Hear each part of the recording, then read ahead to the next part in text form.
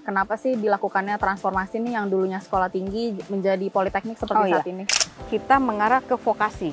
40% teori, kita 60% vokasi, praktek. Nah, dengan adanya transformasi ini, Bu, ada nggak sih, Bu, kayak perubahan dari sistem pembelajaran ataupun prodi baru yang ditawarkan di politeknik? Taruna-taruna kami itu tidak hanya mereka pandai ataupun cerdas di dalam bidang keagrarian, tata ruang pertanahan, tetapi mereka juga kita berharap mereka berkarakter.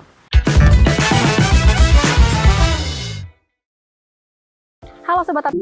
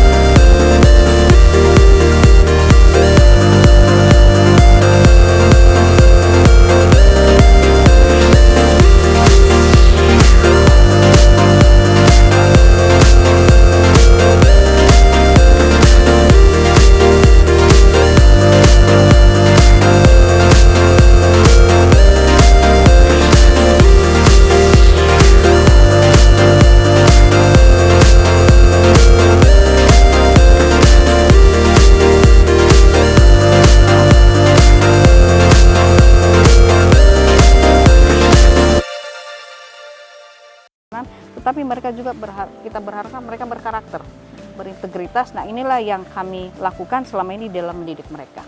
Wah, luar biasa banget Ibu. Nah, sebelum kita bahas yang lain nih Bu, pengen tahu nih Bu, aktivitas apa aja sih yang ada di sini, maksudnya di luar kelas yang bisa menunjang kegiatan para taruna ini? Jadi kalau kegiatan taruna untuk mendukung karakter-karakter mereka ya, mereka ada memang tingkat 1 kita dimulai di asrama, mereka di asrama semuanya, kita ada pengasuhan, pola pengasuhan, mereka punya kegiatan banyak sekali. Kegiatan drum band, kemudian kegiatan bela diri, kemudian English Club, kemudian kegiatan banyak ya seni dan mereka selalu berprestasi kalau mengikuti lomba-lomba di luar juga, kemudian pelatihan menulis jurnal mereka juga ada.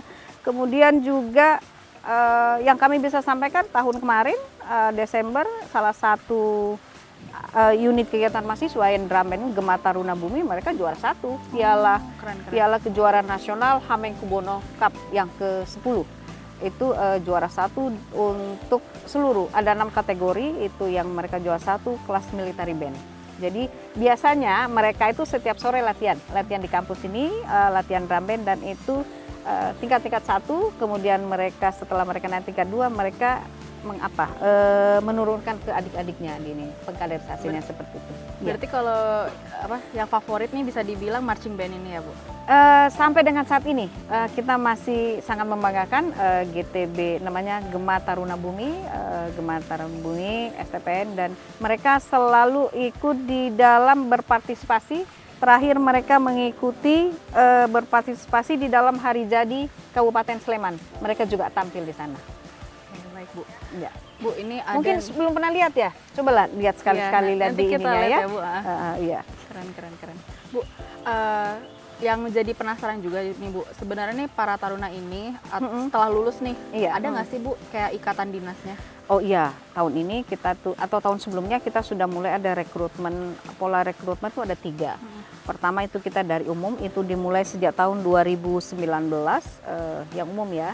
Kemudian yang kedua memang tugas belajar sudah dari dulu memang, kemudian yang dari pola pembibitan daerah, kerjasama daerah. Nah yang ikatan dinas ini atau yang beasiswa ini itu dari pemerintah daerah kerjasama. Kalau berbicara tentang sekolah kedinasan atau ikatan dinas keseluruhan, kami lagi berusaha menuju ke sana. Mudah-mudahan doa dan support dari semuanya, dan tentu saja ini bimbingan atau petunjuk dari pimpinan kita di pusat. Mudah-mudahan kita bisa menuju ke sana, mudah-mudahan itu kita bisa dapat capai.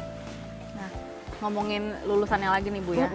Kebanyakan nih Bu prospek kerjanya itu pada di bidang apa sih Bu kalau setelah lulus para taruna? Oh iya sih, memang paling banyak sih memang berkarir di Kementerian ATR BPN. Jadi mereka ketika mereka lulus yang umum, peluang untuk menjadi CPNS di Kementerian Agraria dan Tata Ruang itu tentu saja ada ya.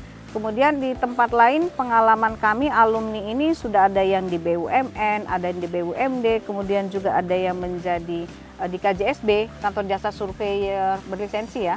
Ini saya kira banyak banget, apalagi yang terkait dengan pengelolaan aset itu sangat dibutuhkan oleh daerah. Karena kan tanah ini luas ya Bu cakupannya, jadi bisa tuh di semua bidang gitu ya Bu, selain di BPN juga. Iya, apalagi kan berbicara tentang pengelolaan aset ya, begitu banyak masalah-masalah yang ada terkait dengan penataan aset, dengan sumbangsi dari alumni dari Politeknik Agraria STPN, nanti yang kita harapkan mereka bisa menjadi bagian dari solusi terhadap permasalahan peluang kerjanya banyak ya, Bu, permasalahan pertanahan ya. Iya. Baik. Bu, terus tuh ada nggak sih Bu nih kayak kesempatan beasiswa untuk para taruna selama nanti? Oh iya, kalau selama mereka sekolah ya, selama mereka sekolah kita ada beberapa istilahnya yang bekerja sama mitra, yang bekerja sama dengan kita, itu mereka ada CSR-nya, mereka ada memberikan beasiswa. Tentu saja kepada salah satunya mereka harus berprestasi dan juga termasuk yang tidak mampu. Itu menjadi perhatian dan kemudian diberikan beasiswa. Ada beberapa perusahaan perbankan yang biasanya memberikan beasiswa langsung. Oh ya Bu, tadi kan Ibu bilang nih kalau di Poltek ini kan memang banyakkan adalah praktik. Iya. Nah, pernah dengar nih kita kalau di sini ada kayak PKL dan juga KKN tematik ini Bu yang kemarin digagas Pak Menteri. Nah itu boleh diceritain nggak Bu tentang program ini? Oh iya, sebelumnya memang saya cerita dulu ya bahwa bagian dari pembelajaran kita itu memang 60% itu lebih banyak ke praktek. Makanya kita banyak praktek kerja lapang.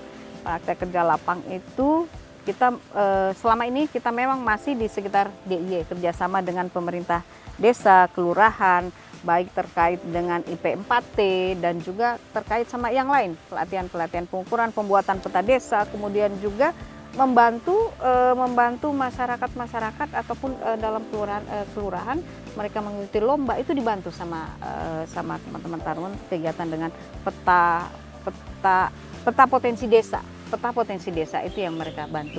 Kemudian terkait dengan KKN, ya alhamdulillah tahun ini kita mendapatkan support dan dukungan luar biasa dari Pak Menteri dan Pak Wamen, secara keseluruhan kita melaksanakan praktek kuliah kerja nyata pertanahan, istilahnya KKNP, kemudian praktek tata laksana pertanahan yang tahun ini tentu saja beda dengan tahun sebelumnya.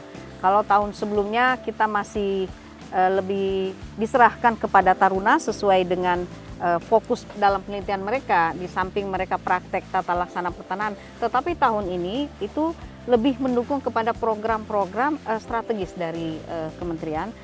Yang dilakukan ini informasi geospasial tematik IP4T itu di Jogja ada 4 kabupaten dan kemudian juga di Jawa Tengah ada 6 kabupaten. Tentu saja dengan kriteria yang telah ditentukan oleh pusat, yang mana lokasi yang menjadi wilayah untuk KKNP. Dan satu yang menjadi perhatian kita, yang menjadi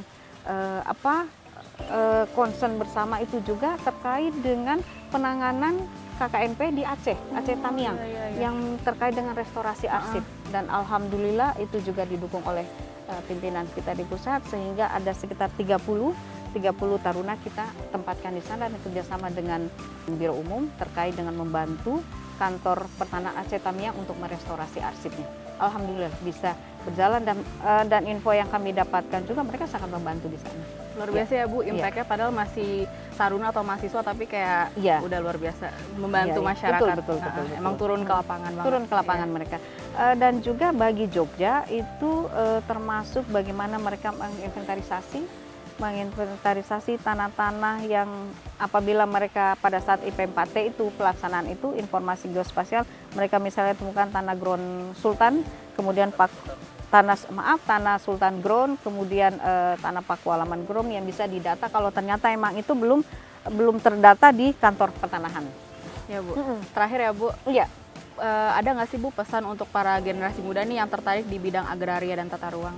Oke, bagi sobat ATR BPN yang ingin mendalami terkait dengan agraria, pertanahan dan tata ruang, ayo ke Poltek Agraria STPN. Anda akan dididik menjadi taruna yang cerdas di bidang agraria, pertanahan, tata ruang, berkarakter dan berintegritas.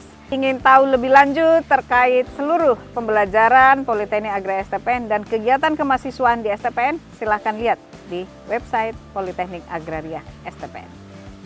Luar biasa. Sobat ATR BPN yang tertarik nih di bidang agraria, pertanahan, dan tata ruang, jangan lupa ya untuk terus cek informasi yang ada di sosial media STPN dan juga websitenya. Kalau gitu sampai jumpa di episode selanjutnya di podcast Kementerian ATR BPN. Sampai jumpa!